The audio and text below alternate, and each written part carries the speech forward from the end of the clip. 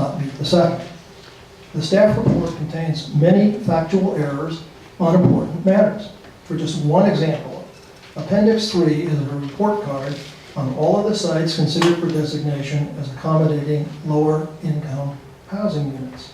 The seminary in Strawberry was given a score of 15, which is the highest of any of the sites. However, 5 of those points were for 2 factors. 1, no other housing element site being located within 1 mile, and no affordable housing being located within 1 mile. But the report card is wrong on both of those facts. The Drake Avenue site in Marin City is within 1 mile of the seminary, and there are at least 4 apartment complexes within 1 mile that are affordable using the same matrices that the county staff uses. Correcting those errors drops the seminary score from the top to the middle of the pack, and there are other mistakes whose correction drops it even lower. The proposed process is equally troubling. The addendum to the staff report recommends that you take a, quote, straw vote today on the sites to be designated. That's reminiscent of the Red Queen in Alice in Wonderland, who demanded, quote, sentence first, and then the verdict. There is no way for you to evaluate the merits of public input received in the last few days or at today's hearing. Just as a personal example, I submitted a 6-page, single-spaced memo addressing several aspects of the staff report. I believe my criticisms are accurate and important. But are they accurate? How can you possibly know? Now, I'd be happy to see affordable housing built in Strawberry, where I happen to live. The question is how? I'd be delighted to see, if and when the seminary is built out, for the county to rigorously enforce the 20% set aside and demand that those units be built on site, not a cash payment made to some fund. Or second, the county now has over $5 million in that fund, which it, from talking to your staff, has no plans to use. It's not mentioned in the housing element. If you could find a site in Strawberry that could accommodate 8, 10, 12 units, use your $5 million to build that. Okay, you have to wrap it up. I recommend the commissioners take no vote today. Instead, schedule an additional hearing in mid-August, the primary focus of which should be to provide you with an opportunity to ask the staff to respond in detail to public comments and to your own questions about the approach outlined in the present staff report. Thank you.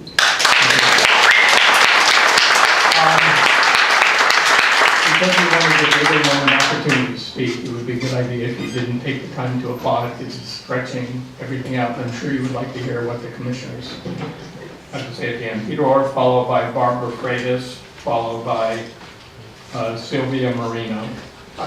Peter Orr, Corte Madera, and a previous resident of the unincorporated areas around Mill Valley, so a lot of these things strike home. And a lot of us are here not because we oppose anything, it's because we're for things. And we really want to see the nature of our community remain. And I think the valid points about the source of funding for maintaining the community are things that get overlooked. In listening to and trying to work with the Corte Madera General Plan and housing elements, what struck me there, and it's true here too, is that treating the housing element separate from its place in the general plan seems to be something that's happened probably because of developer impetus to say, we want to know about housing, we want to know what our OKs are, we want to know what's we can lock in. And it unfortunately, to me, seems to avoid the question of how it fits in overall with the infrastructure of the place, the circulation that's necessary. And if those things are considered along with such things as our water resources, I think you get a different picture. And I'm not sure how you do that. To me, a planning commission would plan considering those things, not just looking at housing and what kind of housing it is. Because without addressing those and having some idea that these things will fit, I think you can get monstrosities like we've got in WinCup. Now, you've had people here speak to say it doesn't get locked in just because it's in the plan. It got locked in at WinCup, and that's how we got it. Billy was one of the original guys who planned it, so he knows that too. And I just want you guys to think that we are here because we think we can still have a good place to live, and we'd like to see it, but the water, don't kick the can down the road in the water. Our recharge rate for our groundwater, although we don't use it, is the same as it is for the rest of the state. The county for the north of Sonoma is dependent mostly on well water. They managed a decade ago to head off and put some development there because they use their groundwater and they measure the recharge rate, and it's so low that they finally got to not allow as much housing. So we have the same situation here. There are a lot of people who draw it out of the ground, and that's not measured. Hopefully, statewide, some of those things are being addressed. But right now, I don't see how we can move forward with saying housing is going to be okay. I think a moratorium should be on that. Thank you. Okay, thank you. Barbara Freitas, followed by Sylvia Marino, followed by Steve Levine. My name is Barbara Freitas, I live in Larkspur. I have to say that I don't have the sophistication, I'm not an attorney, but I just want to say like a lot of people who've spoken so eloquently, I just want to say that I care about the environment, and I don't see that there's any proof in any of the reports that making dense housing near the freeway is going to reduce greenhouse gases. I don't believe that anything has been proved that is environmentally sound in the studies and reports that have been done. I also know we have an incredible water shortage, and it makes absolutely no sense to be adding more dense housing when we don't have enough water for the people who are here now. I agree with everything Peter Orth has just presented and the people from Strawberry who are opposing the development of the seminary. So thank you for your time and listening to me. Thank you. Sylvia Marino, followed by Steve Levine, followed by Katie Harris. Sylvia Marino from Strawberry. Thank you for your time today.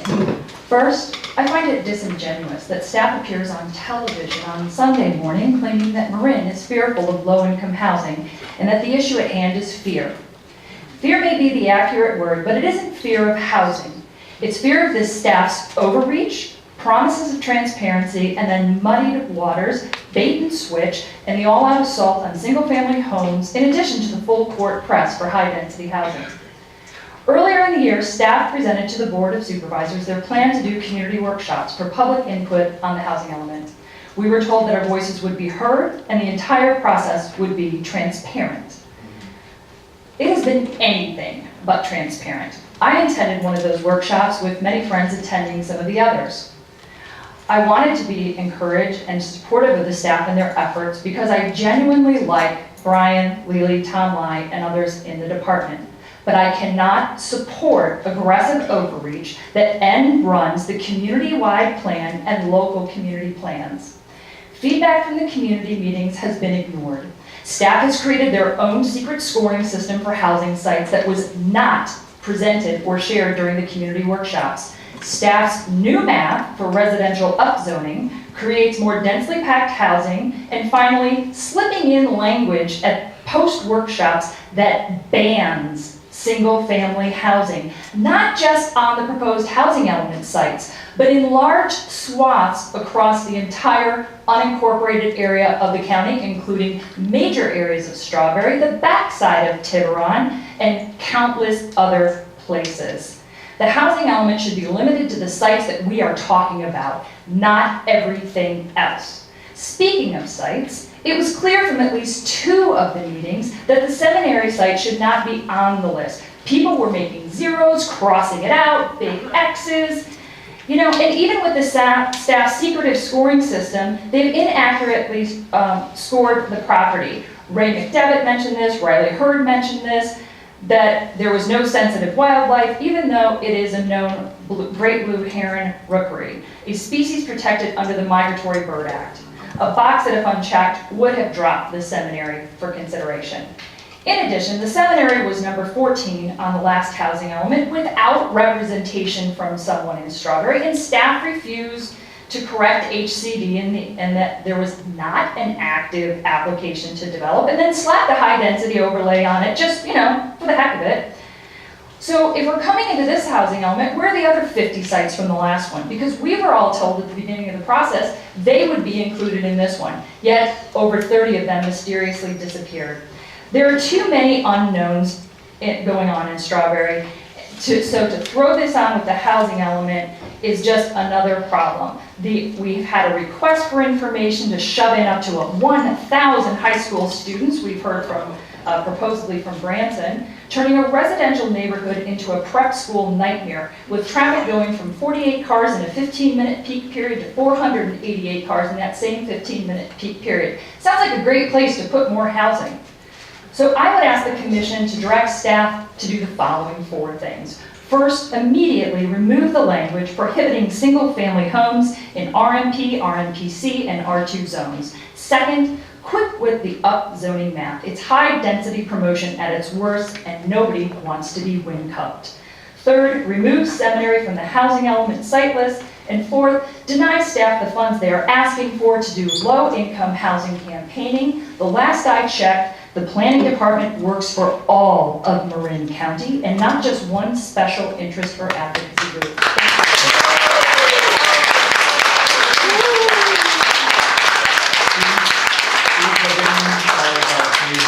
Followed by Valerie McCloud. Wow. She fit a lot in 3 Steve minutes. Levine, is he here? Kay Harris? Okay. And then Valerie McCloud, followed by Linda Dunlap. First, I'd like to say that it has been my hope that after 6:30 you all be serving dinner to us, but at least you all was, I'm sure. I have a lot to say. I agree with so many, I live in Strawberry, my name is Kay Harris, and I agree with so many of the speakers from there. So I only have one thing to say, which is different from what we've been hearing in a sense. Robert Eiler, who I'm sure most of you know, and many people here in the audience, gave a talk at our Association of Realtors last year, in which he said that many of the commuters who come across the Richardson San Rafael Bridge, Richmond San Rafael Bridge, sorry, commute here to work, but do not want to live here. So afterwards I spoke to him about it, and he said, you know, the reality is what they can get over there is a yard, the school with their kids in it, 2 bedrooms or more. And if they were to come here for affordable housing, they wouldn't get anything comparable. So they really don't want to change that pattern. Very happy where they live. Now granted, not all of them are, but many, his take on it was many of them are. My second point on this is, can you even designate? Lily, you probably know the answer to this, because I know we talked about this when Safeway had their affordable housing units. Can you designate who can live in affordable housing? I mean, isn't that against the law? I don't know the answer to that, but I think it's something that somebody needs to find out, because we may be finding, as somebody else in the audience said, supplying affordable housing to somebody who doesn't work in Marin. Okay, thank you. Valerie McCloud, followed by Linda Dunlap, followed by Ray Decker. Hi, I'm Valerie McHugh. I'm here representing myself as a Marin senior in need of affordable housing. Wanted to thank you for a chance to speak. It's been very informative to hear all the different points of view. But we obviously have a need for more affordable housing within the county. And there are some creative designs being developed that I don't know if are being considered in terms of actual home building. You may be familiar with the tiny houses movement. I sent in an email to the commission that includes some references, but it's just what they, sounds like they're small houses, and small and compact with a much smaller carbon imprint. And I think that they would provide a good option for affordable housing in Marin County, and perhaps more importantly for home ownership, because many homeowners or previous homeowners who can't afford the conventional Marin homes could quite possibly be able to afford a smaller home that would base them in the county, make them more stable in the county, and homeowners in the county contributing to the tax base and, just the general richness of the county. So I think it's a good alternative. I'd like to see that explored when you get to the point where we're actually planning the developments themselves. Thank you. Thank you. Linda Dunlap, Ray Decker, and Josh Sale. I don't need someone to cover my. Okay, thank you. Ray Decker, Josh Sale, and Susan Kaufman. Evening, my name is Marin Decker, and my wife and I are residents of Casa Marinwood. We enjoy walking across the street to the Marinwood Market. We both support the Marinwood Village plan. When we first moved here about 4 years ago, that entire area, except for the liquor store at the far end, was completely empty with a lot of broken glass. It's coming back now. The Marinwood Market has really helped. The economy is up, but that's only a temporary thing, as we well know. And if we go with retail only, the next economic downturn will return us back to what we found when we first moved in here, and we don't want that to happen. We won't even have a liquor store the next time around, and that's not a good thing. There are questions and concerns that are very valid. Some of them are good, others are really not that good, and all legitimate concerns are going to be covered in the environmental impact report, which we hope to see soon. Please add my name in support to the Marinwood Village Plaza. Thank you for listening. Thank you. Josh Sale, Susan Kaufman, and Bruce Anderson. Thank you for letting me speak tonight. My name is Josh Sale, and I live in Strawberry. And I first want to start off by saying it's commendable that the county held several workshops on the housing element update, even if the consensus among the participants was that they were not very well organized. But the real frustration is the staff's current recommendations don't match up with the recommendations from the workshops. Holding a workshop creates the expectation that the work of the participants will be respected and given serious consideration. Ignoring the results of the workshop compounds the community's alienation from a county department that they already believe has lost sight of the community's best interests and has no genuine interest in community participation. In my conversations with supervisors about affordable housing, I describe my personal experiences with successful small projects of 1 to 5 units implemented through infill development rather than unsuccessful large high-density projects with the associated stigma for their residents and the community at large. In these discussions, the supervisors advised me that small infill projects, in fact, are the policy of the county. That's great. So why on earth would we consider no less adopt a new housing element that has double the large high-density projects needed to meet our RENA requirement? I understand why the industry that makes profit building this stuff is promoting this bad policy. But there is no reason for Marin to go any further into this mire than is absolutely necessary under state law. There certainly is no reason to double up on it. Finally, if you want to rezone the county to eliminate single-family homes and jack up density over the objections of communities, then own it.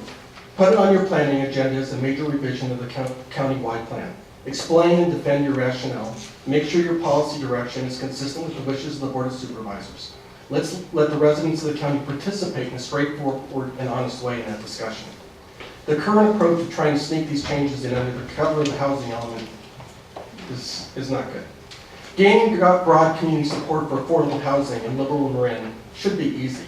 Thoughtful projects that are designed to be integrated into the fabric of our communities can and should succeed. Unfortunately, the current tone-deaf approach is pushing liberal Democrats to embrace the anti-government stance. If you want to foster disaffection with local government and reduce its ability to solve real problems, you found a winning strategy. Thank you. Susan Kaufman, Bruce Anderson, and Nizik Wong, I believe. Lives in Tiburon. Go ahead. I'm Susan Kaufman. I speak for myself. I am a 40-year resident of Marinwood. Yes, there are some people that live in Marinwood who are thrilled about the village. When I moved in many, many years ago, there was a strip mall there, and from then to now has turned to light, with the exception of the market, which was the greatest thing that happened to us, because for 6 or 7 years, I'm not sure exactly how many, we had no market at all, because the landowner wasn't interested in helping the market become a good place to be, so they left. And interestingly, I understand, I've heard recently that if the Marinwood Village project doesn't happen, the market has to leave. And I didn't even think about that because I've grown to love our brand new Marinwood market. So, on another note, having been a teacher in the community for 30 years, I relied incredibly on the support staff that I had in my classroom and for the whole school. And I know how many, I have no idea, but huge numbers of people who are support staff for so many other jobs in the county, including schools, and I don't need to mention all the other places, but these are people who are just as important as I was to get my job going. And I think it's only fair that they have a place to live in the community, although their salaries were nowhere near as close as mine. And having taught in a private school, my salary was nowhere near what they were in public schools. So I have a particularly strong feeling to help those people who live in our county, but who would like to live in our county.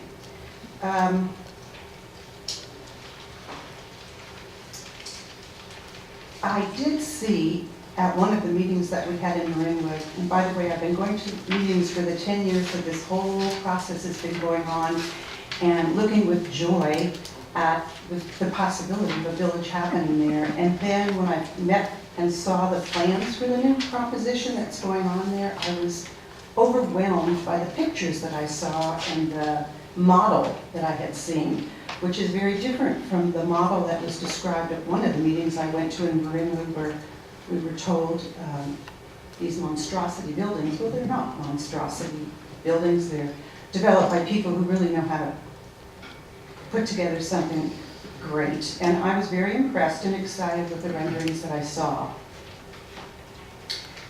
I've already said that, okay. I watched the process happen, and I've been waiting and waiting and waiting and waiting, and I happen to live in a wonderful neighborhood. I think all people deserve to live in a place just like I do, where I have raised my own children. Unfortunately, they can't afford to live in Marin, but that's a whole different issue. I have heard over the last several months many scary threats about... You're over 3 minutes now. So I got 2 sentences. Can I just, thank you. Scary threats about chemicals and other issues that don't threaten me in the least. Because I know that nothing will ever get built there without the thorough checking of the EIR, which is still in process, because all of these issues came up there, and that's where they're going to be researched. And they won't build unless it's there. I look forward with pleasure to welcoming new people into my neighborhood. Bruce Anderson, followed by, I believe it's Music Juan, followed by Marsha Orr. Hi, my name is Bruce Anderson, and I'm a 30-year resident of Marinwood.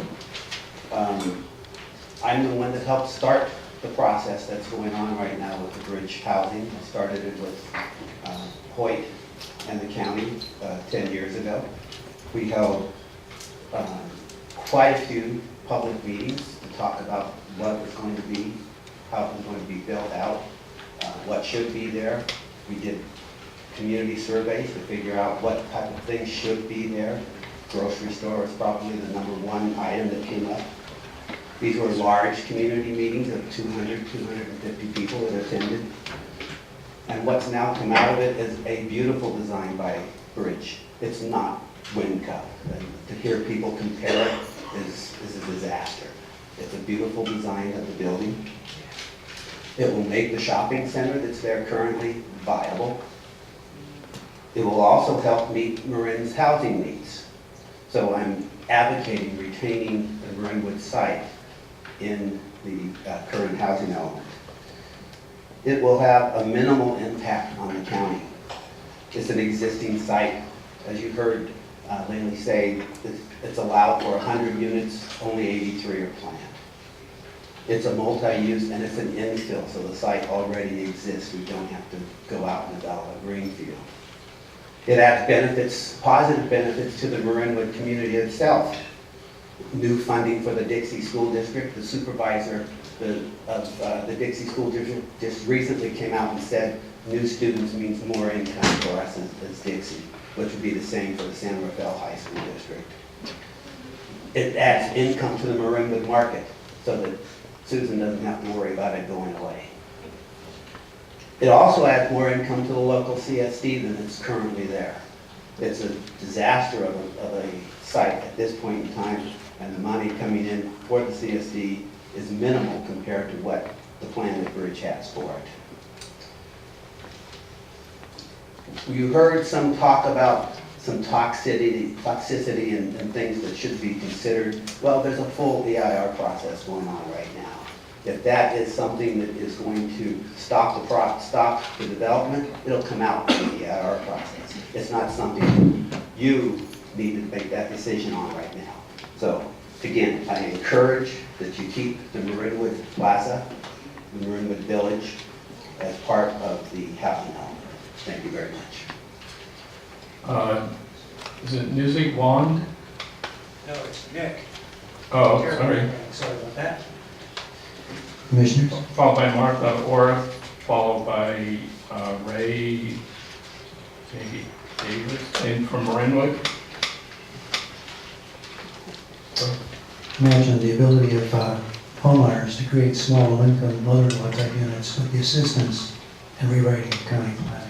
I think this would obviate large projects and the contentious insertion of architectural travesties in the midst of our communities. Architectural gerrymandering is not the way to go.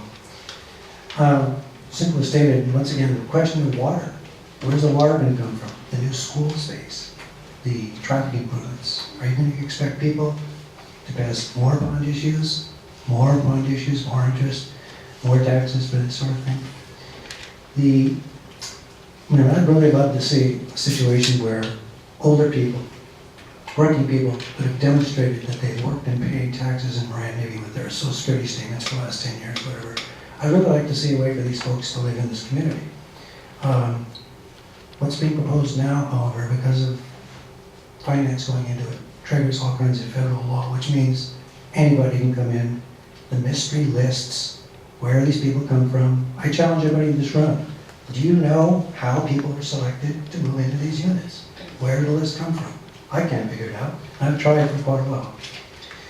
So, the planning commissioners really should break free of the state mandates. You have imagination, you have ability, you have interests. You can escape this kind of shackle of the state dictating exactly what you have to do. As far as certain terms I've heard here, it's kind of Orwellian. Geographic equity, social equity. I mean, this is basically people's personal religious beliefs, personal philosophical beliefs, writ large in public policy. There's no means testing of this. There's no studies for any of this. So I would just like to say, please use your imagination. Help homeowners install low-income units if they want to in their homes.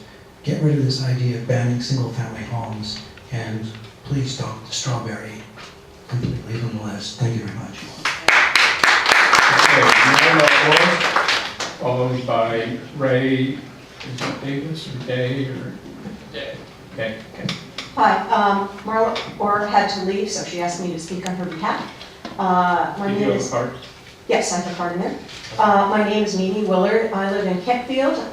We don't really have anything in particular that's in your proposals for a project, so I'm speaking with the interest of what's best for Marin as a whole, and what I believe to be the majority sentiment of the citizens here. And that is that we're concerned about what is in the staff report here. First, there is more dwelling units proposed than are necessary for unincorporated Marin. The staff has identified more units or sites than are required by RENA as indicated on page 7 of the report.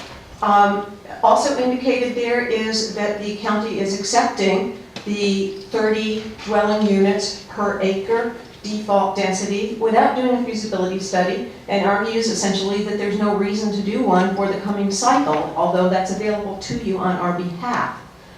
This invites maximum density. Why? Second, multi-unit housing only zones, they force high-density housing in locales where the constituents object. You've heard that today. And it attracts, promotes development there by, in effect, pre-clearing it. Thirdly, there are new proposals that break new ground in the staff report to put even higher dwelling unit density that puts more pressure on traffic, water, and other resources, sets a dangerous precedent for ultra-high-density housing. A studio would be indicated, counted at 0.5 unit, one bedroom at 0.66 units. The net effect of this is that you could have up to 60 units per acre minimum before density bonuses. At 1 to 2 cars per unit, this contributes to traffic and pollution because these are incremental people, and it breaks new precedent. Why? This year we narrowly escaped a local water emergency thanks to, number one, a surprise February storm, and number two, the fact that the necessary water releases for salmon were measured right before it started to rain, so there was a big decrease in the amount of water that was released. We have no coordinated planning between water sufficiency and a proposed housing element that is unnecessarily aggressive on greenlighting development, most of which will be market rate. That this adds to our population and demand when we have a water shortage. Given that, it seems senseless that the county would push proposals to encourage and promise more high-density housing than is required by the state or wanted by the majority of the voters. Why? Fourth and finally, the staff report suggests that a PR campaign would overcome all this, that it will change people's minds and get them to embrace this wildly unpopular agenda to urbanize Marin. People here want an appropriate number of small projects designed for small towns. Most of us support affordable housing. We just don't want massive amounts of market rate housing. I urge you, please, listen to your constituents. Thank you. We are going to be taking a break shortly because the staff has been stuck here for 2.5 hours. Reconvening in about 15 minutes following that, but Mr. Dave first, and then I will go through the names I called for the people that didn't get up when I called their name to see if they are here now. But go ahead. Okay, thank you. My name's Ray Day. I'm from Marinwood. Been a resident for more than 20 some odd years. I've been involved in all the scoping sessions, the meetings from 2004 on the Marinwood Plaza project, so I'm intimately familiar with that. I just wanted to address a few items in the staff report for the housing element. The idea of prohibiting single-family units in districts where the zoning has been changed to R2, RMP, RMPC. Totally against that. No need to exceed the RENA allocations. There's no need to go ahead and say we need twice the number of units to go ahead and target those areas. Just meet the RENA allocations, that's all that's necessary. The change in the number of units as far as sizing giving a half unit to a studio, etc. It's a housing unit. You're having it for people to live in, count it as a unit. Next items I had was on second units. I've been trying to push for this thing, that if you give incentives on second units, that the same thing that you give to developers when it comes to this affordable housing, where you go ahead and say that, hey, by the way, you don't have to pay the basic property tax when it comes to the second unit, just like a nonprofit developer gets to go ahead and say, I don't have to pay property tax. Wonderful idea. There's incentives for discounts that could be done on the permits where the development fees are waived for nonprofit developers. Wonderful idea, another thing. Those kinds of things I don't think the county can really afford, but think about that. And especially in light of the fact that we have these massive deficits when it comes to pension obligations and everything. we can't really afford to go ahead and waive hundreds and thousands of fees that are necessary to support these projects. In terms of the Marinwood project, I attended the California Water Quality Resources Board hearing on the Marinwood Plaza and this idea of the pollution that exists there. They issued an order to clean up the site. They don't typically issue orders. So even they recognize that this should be cleaned up, and it is a serious problem. The pollution goes all the way over to Silvera Ranch, and their wells are exposed to this pollution that is going over there that feed their cows as well as their workers. So when people say it's not really a big issue, it's a big issue. Final thing I wanted to say was I attended the workshops when it came to the housing element. And the way that I would describe it as if you sent your kids to a daycare center and they were told to go ahead and get the building blocks to go ahead and show how creative they are. What they did was effectively glue all the blocks together and then said, kids, go ahead and create something that will solve our housing problem. And we said, what is this? We started off right from the get-go. What is this? You're putting us in this box and deciding what the outcome is going to be. If you want to wrap it up, you're almost 4 minutes. Okay, thank you. And so, lastly, I would say that we need to put a cap when it comes to this business of the housing bonus to include that in the maximum as far as the acre, how many units per acre. If it's 20 units per acre, I'm in favor of it, as long as that is inclusive of that bonus cap. Okay, before we take our break, let me just ask, is Josie, just indicate whether you're here now, and I'll call you after the break. Josie Sanchez? She's up. Okay. Dr. Dorothy McCune? I'm Martin Block-Wiener, and... I have your card. Gail Third? Craig Hanna? Lisa Ralston? I already spoke. Okay. And then Steve Levine. Yeah, I turned in the card. No, I have another hour's worth of speakers here. I'm just trying to find out if the cards I called before where someone didn't get up, whether they're actually here or not. So I have plenty of cards still here. Okay, at this point we're going to take about a 15-minute break. So we'll reconvene at 10 minutes to 8. Okay. Glad to see you.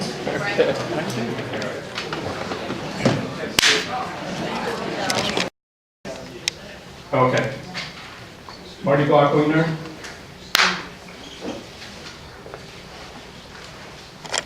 Good evening, I'm Marty Block-Wiener. I was the signatory on the Strawberry Community Plan and sat on the design review for 17 years.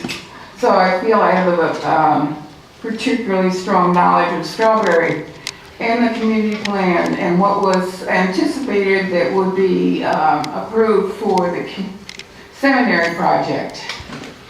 And I first want to say that it definitely was not assumed that there would be both the school project and the housing project, certainly not both and, was anticipated as entitlement. The other thing I want to strongly object to the lack of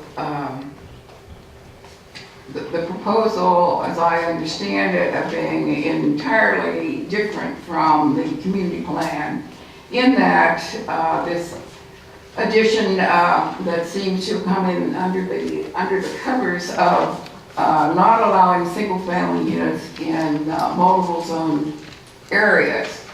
Someone might interpret that if you have a single-family home that burns down, you would then have to replace it by a duplex or something of higher density.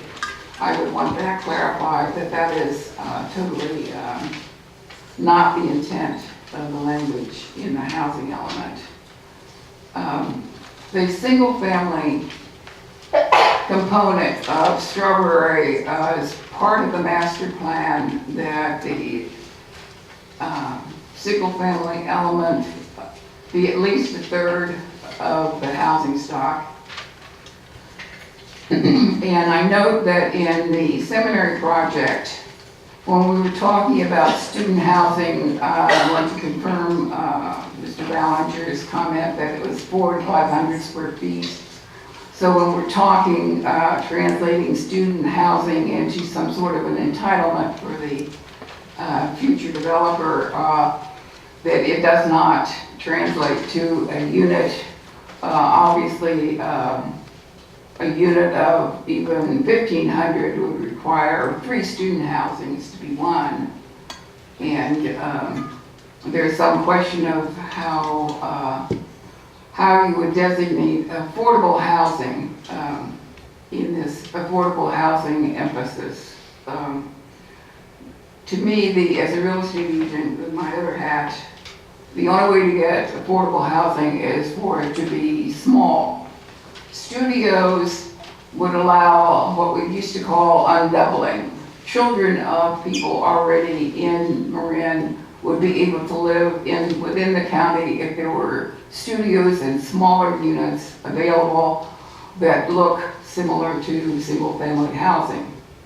And the other thing I question about the proposal by planning, they seem to limit second units to 5 per year. And there are a number of houses that I'm aware of where the current occupant owner would welcome the ease of having a second unit that he or she would occupy, and other family members or neighbors would occupy the other part of the house. And I noticed that 5 is the number that's suggested, with 21 being the total for the time period. You're approaching 4 minutes now. And that's significantly looks like 10% to me instead of the 25 that's allowed. So I certainly speak for continuing the single family element and not allowing the change on the RMP zoning. Thank you. Thank you. Ann Spade, followed by Alan Scotch, followed by Merrill Road.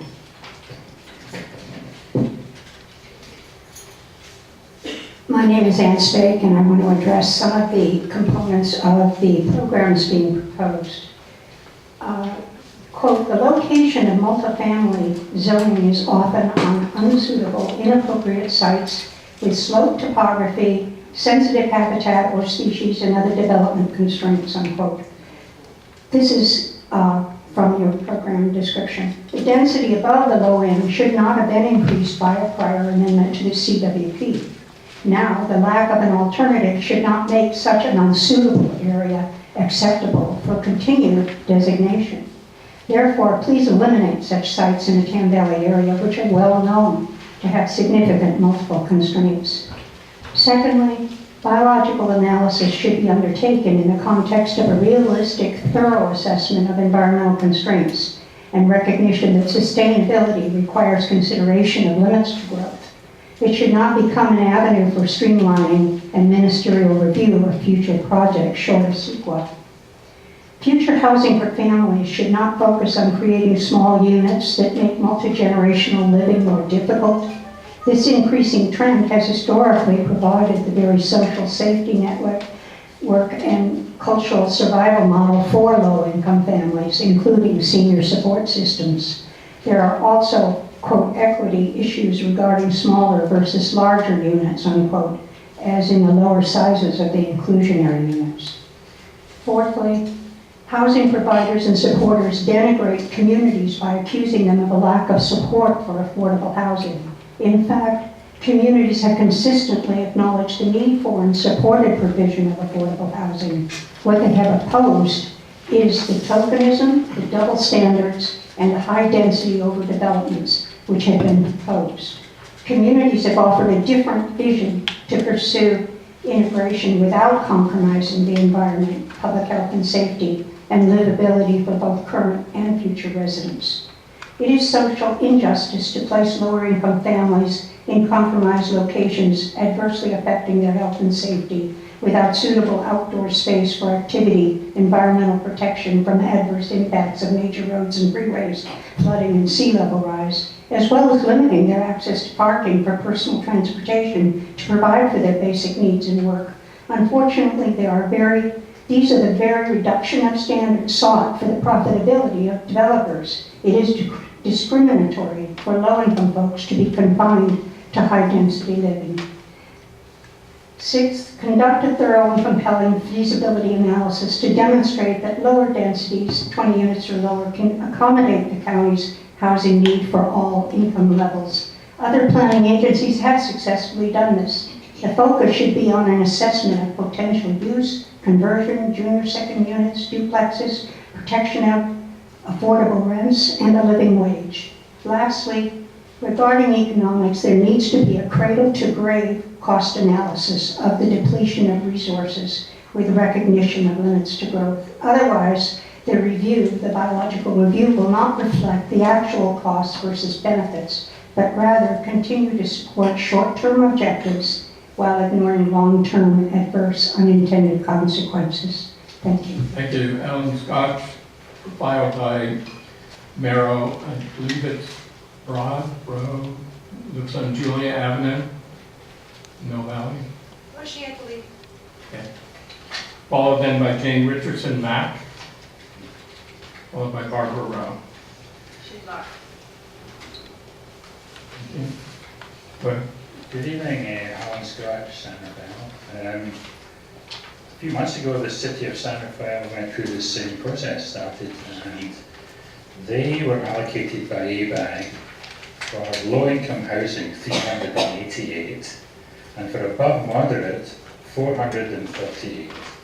That is, above moderate was higher than the low income. That's low income plus very low income plus extremely low income added together. And I sat there watching these planners scratching their heads over this. Why was there more above moderate than low income housing allocated to them from ABAC? This is the state's planning process that has lost sight of the goal. And that is to provide low income housing. It should be nothing more. The salary range for a supposed low-income family extends to $88,000 a year. That is not low income. So in order to make anything affordable, it has to be subsidized close to an impossible amount. Now I use those words, subsidized close to an impossible amount, but they weren't my words, they were the consultants to the city of San Rafael. So in order to make anything, so I realize that those subsidies need to come from the likes of HUD or foundations of the state or the federal government. And we need to ensure that what is developed as affordable housing is in fact realistically affordable. So there should be no supposed low-income development without pre-qualifying enough prospective tenants who are qualified for the necessary subsidies in advance of any affordable development being approved. And those subsidies should be sufficient to pay the necessary rent for a family that is truly low income, not $88,000, but far lower. Let's not be developing Marin more under a lie of affordable housing that ends up never being affordable. That means, for instance, that all 72 units of Marinwood need to be lined up with enough pre-subsidized tenants to afford it in advance before development ever gets started. Now, I realize this is thinking out the box of it. They may need to wait a year, and foundations may need to change their policy, but otherwise You'll be angering the Marin citizens again when development that's supposed to be affordable is instead way unaffordable yet again. On a different subject, I'd like to agree with the letter and documentation from Sustainable Tamil Monty criticising the workshop process. You are going to have to wrap it up, so. Just on this one subject, you can hear in a minute. The participants sat and voted down local developments while voting up all the rest. Every second sentence from the facilities was included the word affordable. And there was no sign of the word subsidy in this process. And the end result is a 1,525-page report, which takes forever to download for some. So let's not be wasting any more money on this kind of workshop process, please. Thank you. Thank you. Jane Richardson Mack, followed by Brendan Burke, followed by L.R. Weiner. Jane Richardson Mack, Brendan Burke. Right here. Followed by L.R. Weiner. Hi, my name is Brendan Burke. I live in Tam Valley, and I came to this place 4 years ago. I saw a semi-rural community that was beautiful to live in. I object to any high-density housing. I object to ABAG trying to put a suburban stamp on our community. We have a high-density housing location called the Fireside near where I live. It was built on the premise they would have no cars. There are 50 resident cars. Whistle stop, police, and ambulance are in and out of there all day. It's right at the bottleneck of 101 and Highway 1. It's a disgrace when they say you're helping people. Secondarily, I've lived in this county 40 years, and I don't recognize one individual ever, in all the years the Fireside has existed, as anybody I ever knew from this county. They certainly don't go to work. Secondarily, you had a 75% reduction in the RENA number. Tam Valley was previously targeted with 4 sites of high-density housing. Now we have 3. What kind of reduction is that? Is that geographical equity or whatever they're calling it? It's a disgrace. I went to the workshops, the housing workshops. They wanted you to throw your neighbor under the bus. Pick a site where you want high-density housing. So who's going to put their own neighborhood? It's screw Marinwood, or screw someone else. That is the vast majority of the people at my workshop said, nowhere. We don't want it, and we're not putting anybody else's name down for it. As far as the sea level rise, they jacked the flood ratio, the flood insurance, 50% in Tam Valley. The insurance companies, FEMA, whoever they are collecting the money, are planning on a flood down there. Secondarily, the 2 lights now create constant stop traffic running all weekend on Shoreline Highway. And we are drowning in our own gases without you guys bringing in any more housing projects. I know staff is in a real hard position. They're under political pressure from sold-out supervisors, I won't use his name, but leaning on them to conform with ABAG stuff to get that money into the county. You people are our only line of defense. The citizens of several cities that could vote, Fairfax, Larkspur, Corte Madera, Novato got their 20 units per acre. The citizens of this county do not want high density. We don't want the obfuscation, the boondoggling, the lies that come out of the staff. A studio's half a unit. 1 bedroom's 3/4 of a unit. Call a unit, and now tell us it's going to be 10 and turn out to be 40, which is exactly what they have planned. It's horrible. And I ask you to check them up. They're nice people individually. As a group, they're evil. Thank you. L.R. Weiner, followed by Chris Marino, followed by Michelle Carsey something from Bolinas Road in Fairfax. Go ahead.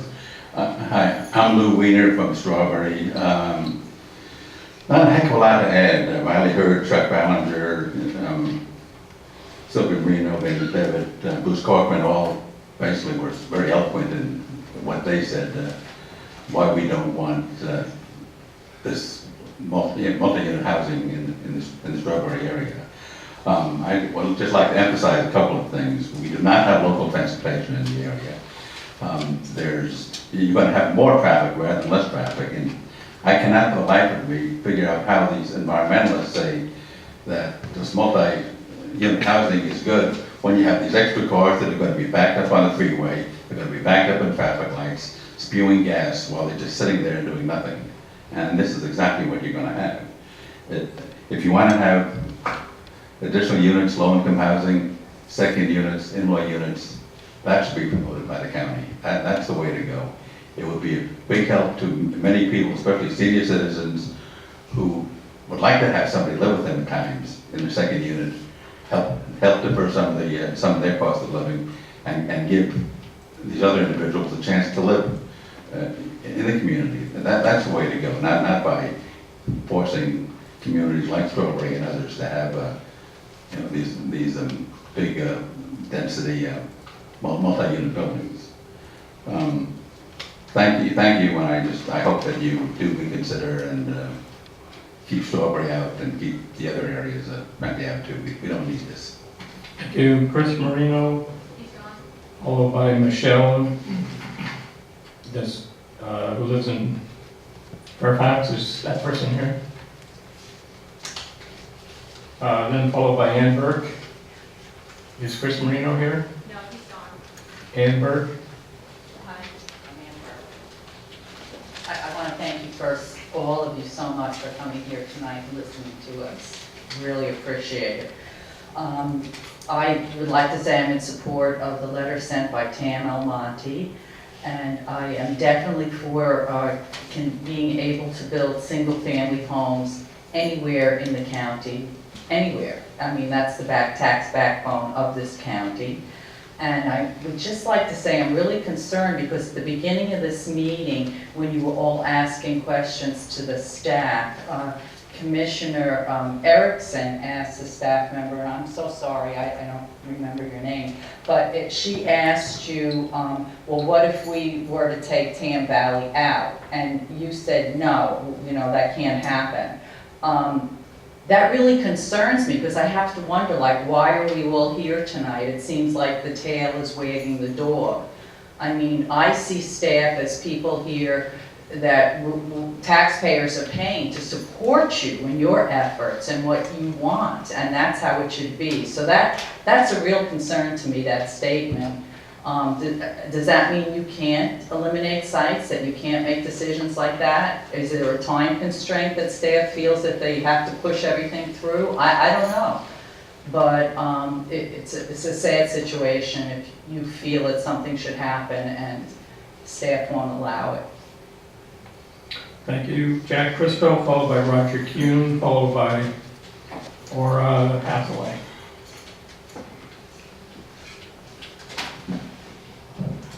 Name is Jack Christo, lived and done business in the county for 50 years. Developed, built, owned, residential, commercial, hotels. It's my county, it's your county, I care, we care. It's sad and troublesome to have seen the repercussions of the wind cup disease and the effects of it.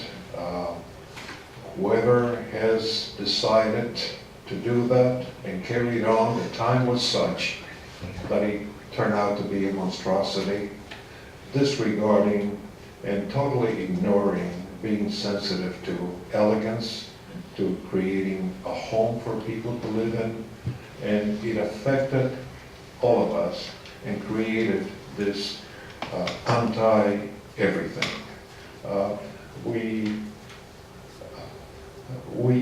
We lived in a county that 40 years ago made a decision, as you know, to take away and ruralize 80%, 85% of our county, West Marin, and urbanize and go in that direction along Highway 101.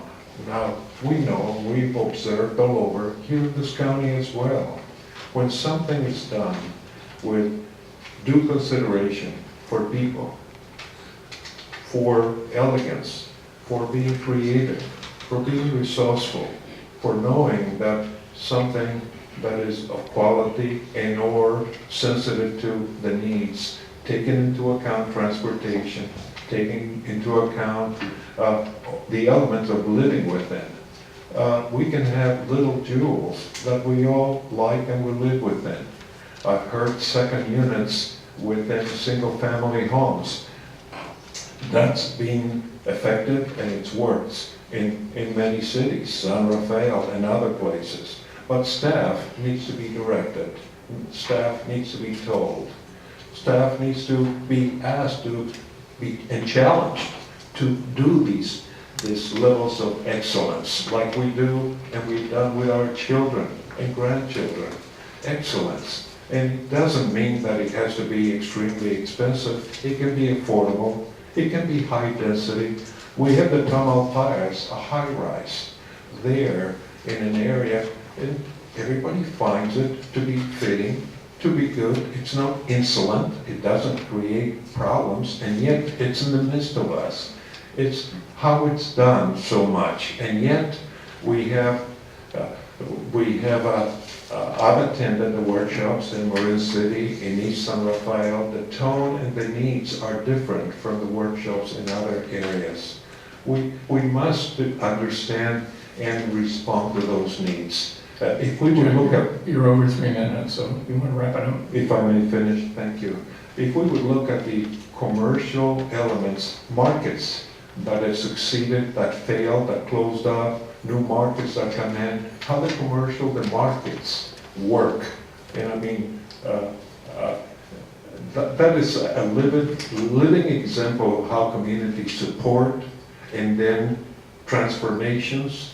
It evolves, moves, somebody new comes along, and it is for you to being experienced, resourceful, to lead the charge, move it on to the board of supervisors, and then to inform and ask staff to be at its best and give us the tools to make Marin sustainable and a great place to live in. Thank you. Okay, thank you, Roger Kuhn, followed by Ora Hathaway, followed by Clayton Smith, followed by Rob. I'll keep this pretty short. I've been a resident in Strawberry since 1969. And one of the things that came out of the PDA meeting was that 60% of the workers in Marin County commute. I went home and Googled how many people commute into San Francisco. 60%. I went out today and looked at 44% of the people who work in Contra Costa commute from outside of it. So a lot of the people who have been in support of the project of having more affordable housing have used that. We don't have workers here, we need more people to do that. It's just not happening. We're not any different than anybody else. Thank you. Thank you, Ora Hathaway, followed by Clayton Smith, followed by Rob Marvin. Thank you, Commissioners. Thank you, staff. My name is Ora Hathaway. I worked and lived in Marin County for over 25 years. Retired architect and teacher, public teacher. I happen to be disabled now, and I'm living in public housing. I'd like to speak to the fact that we have less than 3% of our units are available for people in Marin. The vast majority of units are rented already. And I want to give a few facts that have not already been stated. I went to the Housing California conference in April at Sacramento, and I got a chance to go to Mark Levine's office and spoke with them about AB 1527. And what his aide said to me was that Mark Levine was, his greatest topic was the inequity between the rich and the poor in the county. And I've heard a couple of statements about equity, geographic equity, etc. And I would like to say that as someone who's a senior and disabled and involved in, I'm on a couple of boards, the Resident Advisory Board for Public Housing and the Election Advisory Committee for the County of Marin. And one of the things that, and I went to 3 of the housing element meetings and a 4th that was in the Boards and Commissions leadership training. And what I found is that the majority of people that come to these meetings are not low, very low, or extremely low income people. They're people with a market, that live in market rate housing. So many people's voices are not heard in this county. And I want to just read one very short piece here from How Inequity Hollows Out the Soul. And it was a study that was done in 2012 at the University of Berkeley with a vast body of evidence to show that one of the well-known costs of inequity is that people withdraw from community life and are less likely to feel they can trust others. This is partly a reflection of the way status, anxiety makes us all more worried about how we are valued by others. Now that we can compare robust data for different countries, we can see not only that what we knew intuitively, that inequity is divisive and socially corrosive, but it also damages the individual psyche. And lastly, in other words, a few years ago they published the evidence in developed countries. Major and minor mental illnesses were 3 times as common in societies where there were bigger income differences between rich and the poor. And in other words, in America, it's likely to know 3 times as many people with depression or anxiety problems as someone in Japan or Germany. And you're at 3.5 minutes. Okay, sorry. I just want to say that in the last request for filling the 102 Section 8 vouchers, over 2,500 people applied, and they are from the County of Marin, and they do need housing. Thank you. Clayton Smith, Rob Marvin, and R. Craig Knowlton. And if anyone else would like to address the commission and you haven't filled out a pink slip, if you do that, I'm getting to the end of the statement. To be honest, affordable housing is really subsidized housing. These subsidies come from tax dollars or Fed money printing, a hidden form of taxation. They can also entail generous upzoning with offsetting the financial and other impacts of their development onto the surrounding communities. These resources come out of the economic surpluses of our nation. These surpluses are scarce, and using them to subsidize housing is a value judgment as to what is perceived its highest and best use. Is this really true? What about infrastructure? What about returning high-paying manufacturing jobs to this country? This raises the question, who benefits? We know that the general public bears the weight of these subsidies, but the benefits go to a few. I would argue that the most politically important beneficiaries are the powerful financial interests funding these large projects. Next in line are the politicians who receive generous campaign contributions from these financial interests. It's the old selling of influence to buy votes. Then we have the so-called nonprofits whose staffs are certainly not working for free. Also, we have the highly compensated crew of consultants. The entire thing reeks of top-down cronyism. Its immediate consequences to cause uncertainty, anxiety, fear, and anger. This process divides communities and leaves a bad taste in most people's mouths. It is a sad day in Marin and in California in general. that we have been compelled by the folks in Sacramento to endure this negative process. Hopefully, the public will one day have had enough and go to the polls and throw the bums out. While we are waiting for that relief, we can hope that you and the Board of Supervisors will behave in a rational and sensitive manner, respecting our community's values and the character of our towns and villages. It is the least you can do for us as we bear the burden of these mandates. Thank you. Thank you. Rob Marvin, followed by Art Craig Knowlton, followed by Pam Grill. Hi, I'm Rob Martin, really bad writing, apparently. I have just a handful of mop-up comments. I agree with most of what my friends from Strawberry have said so far.